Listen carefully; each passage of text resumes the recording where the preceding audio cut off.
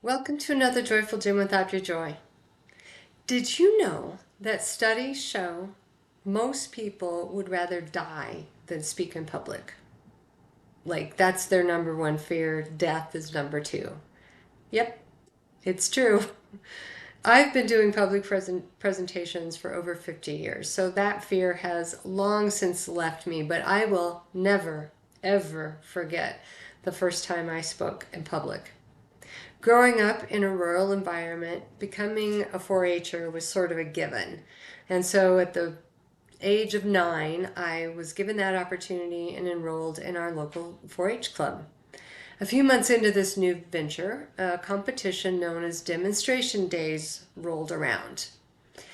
4-H'ers would present various topics in different titles, different categories on a multitude of topics in an effort to win a ribbon or maybe even take home the grand prize in your division.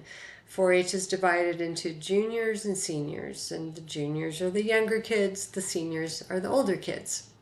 Now, I had absolutely no interest in doing this.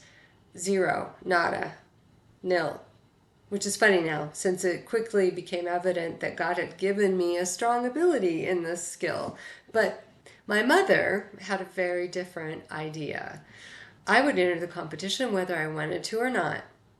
End of discussion. Mom found a craft that was simple to do and taught me how to do it. And that craft was cutting pieces of felt into strips that were about the size of a bookmark, and then decorating those bookmarks with rickrack, buttons, glitter, that type of thing. After I made a few, she had me write down the steps, which became the bulk of the talk.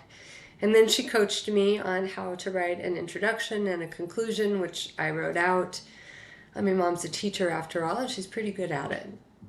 Next, it was time to practice. I presented that talk to Mom and Dad, and I'm sure my younger brother, over and over every night until I had it memorized and I felt pretty comfortable with it. Well, when the big day of the contest came, I experienced something I had never felt before. I actually thought I was getting the flu. I was sure I was going to be sick as we were walking into the building. And Mom, very wise, figured it out, and she explained that I was experiencing nerves, or she called them butterflies, in my stomach. And I remember telling her I didn't like the way it felt, and I did not want to do the demonstration. Of course, she talked me down, and I went through with it. I felt sure that the entire audience could see my little knees and ankles knocking together. I was shaking so much. The funny thing is, I got really high scores in how prepared I was and how polished I was. No one but me knew how nervous I felt.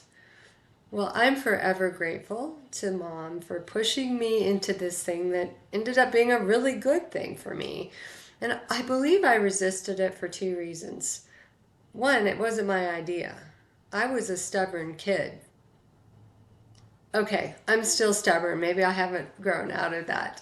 But secondly, it was a new thing for me, and I was out of my comfort zone. I didn't know what to do really, so it was easier to just not do anything at all. And aren't we often that way with God? We resist the thing He's asking us to do, sometimes out of stubborn disobedience, and sometimes because we feel ill-equipped. It's out of our comfort zone. Well, He will never ask us to do something that He is not going to equip us for to be able to succeed. I mean, maybe not right at the moment. He will give what we need as we need it, often not beforehand, but as we walk that path He sets out for us.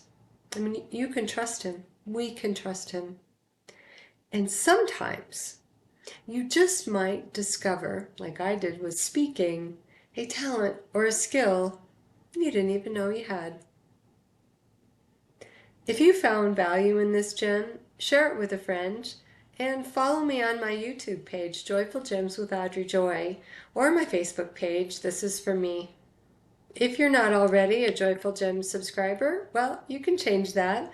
Log into my website at thisisforme.com. You can subscribe there or just shoot me an email, audreyjoy@thisisforme.com. Be joyful.